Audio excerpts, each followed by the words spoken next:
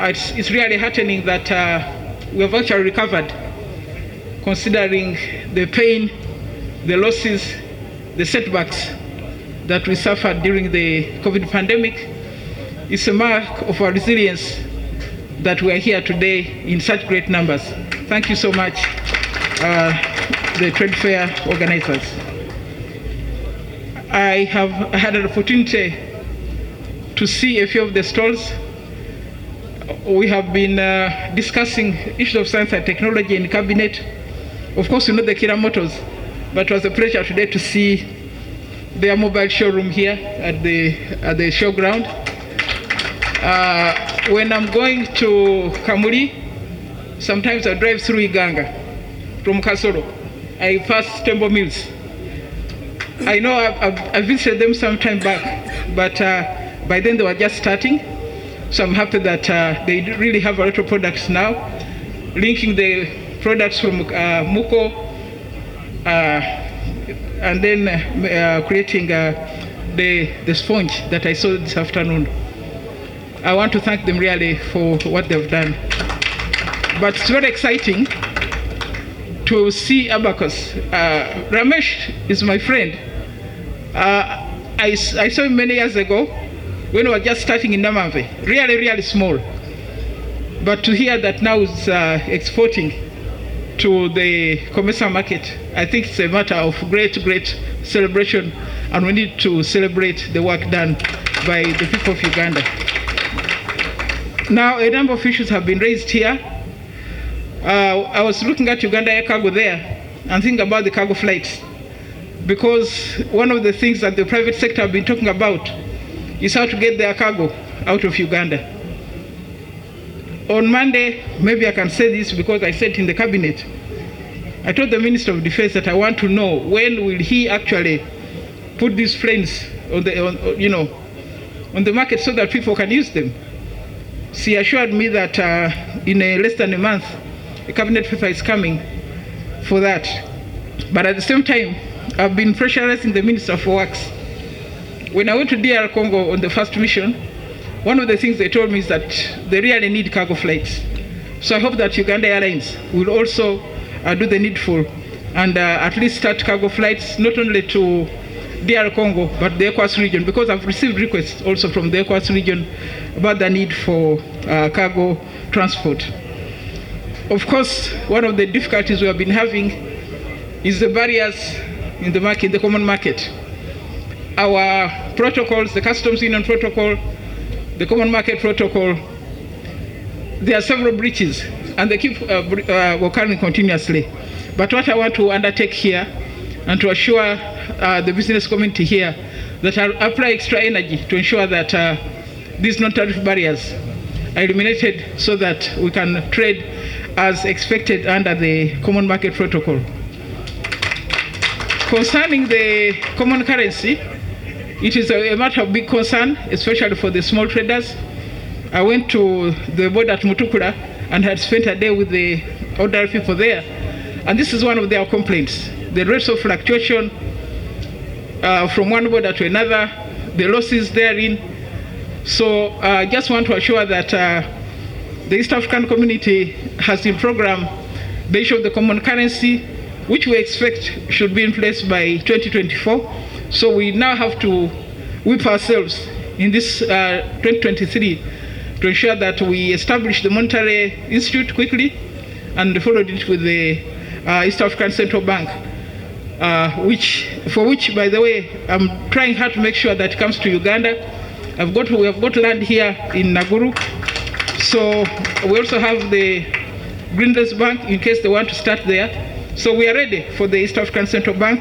We just need to get the mechanics out of the way. So the monetary union will help us get a common currency to ease the business of our traders. So overall, I'm really happy to be here. Thank you for keeping the flag of Uganda flying. We now owe you, we the government now owe you the responsibility of ensuring that we clear the hurdles so that you can do your business and everybody gets happy. Thank you very much and have a good day. Heavy manufacturing in areas of steel now commencing to integrate to the entire value chain, as you have seen in the stores we have visited. We have quite a number of companies in the steel sector that are amongst them Tembo, Roofings, East African Roofings, and others that are moving towards backward integration in iron ore. And Mama, we promise that in 2 years we shall be there. Some of us are already already inching in with the capacities, but in 2 years we shall be producing 50% of our raw materials in steel from iron ore. The oil and gas sector is still nascent, due to the takeoff agreement. We are seeing investment in the pipeline and foreign direct investment in refinery and others. We shall eventually take manufacturing to another level using locally produced raw materials. The 20th executive has convened on a theme as put by my colleague Simon, business recovery by harnessing local sourcing and deepening value chain integration. We think this is important, that by harnessing local sourcing, we are saving foreign exchange, we are putting our minerals and other things to use, we are putting our agricultural products to use, and by deepening value chain integration, we are making everybody work wherever they are along the value chain.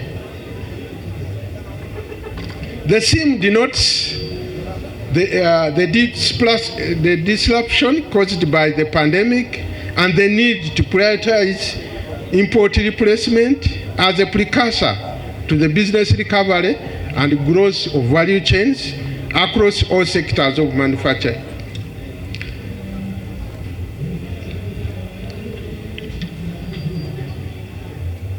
Honorable Prime Minister, the COVID-19 pandemic and later the Ukraine-Russian war have positively disrupted Uganda's economic recovery and is now focusing us on growth of the economy to self-reliance. Since the world can now, we know the world now can close in 1 day. In 2 days, when COVID came, they told us the borders are closed, the airplanes are not moving. So we need self-reliance to survive as a nation. We thank government of Uganda for leading us well in this aspect. Our chief guests, allow me to inform you that on behalf of Uganda Manufacturers Association, Uganda, we are ready to trade across the East African terrain and the African continent. As you know, with your support, Uganda can be an active member has been an active member of ESC and the COMESA, and we promise to be a very active member of the African Continental Free Trade Area.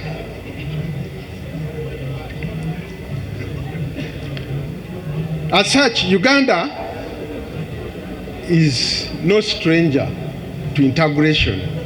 We shall integrate at all levels, and we are capable. UMA has already learned of the enormous market potential that the continent presents to all Africans, estimated to be in the sum of $21.9 billion. This is supposed to be our game changer for economic recovery, and that surely we shall seize this opportunity.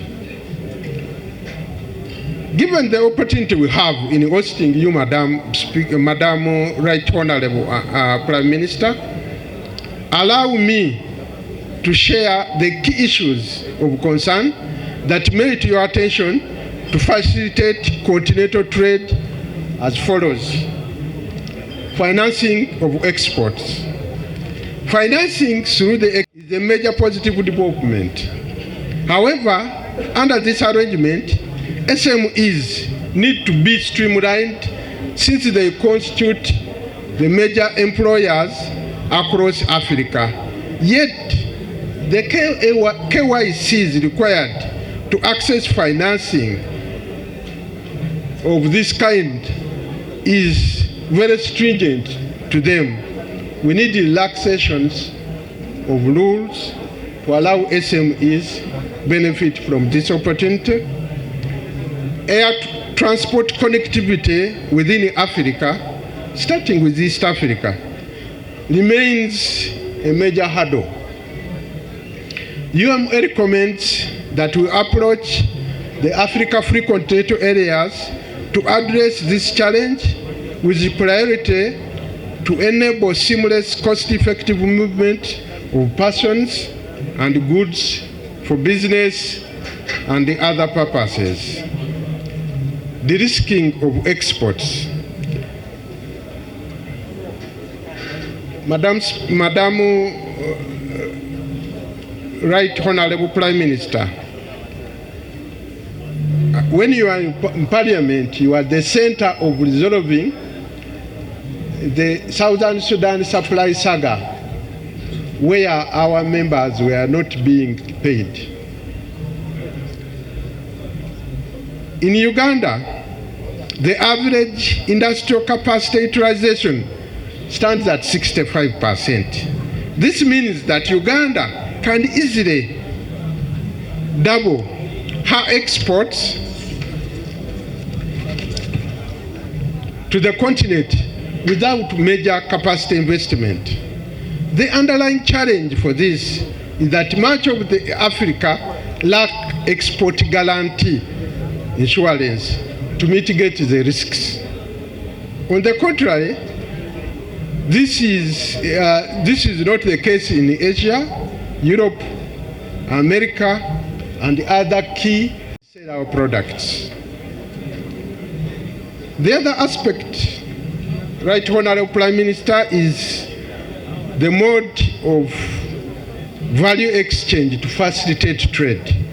Ordinarily, currencies external to Africa remain the only medium of value exchange. This creates strategic challenges since in some countries where such international currency is unavailable or unlimited, it is impossible to do business. Every time we go to trade, we have to go through SWIFT because we are using the dollar. If you have a different medium of exchange at Africa continental level, then we can do more business amongst ourselves. I don't know why we need the dollar if we are buying and selling to each other. Market information.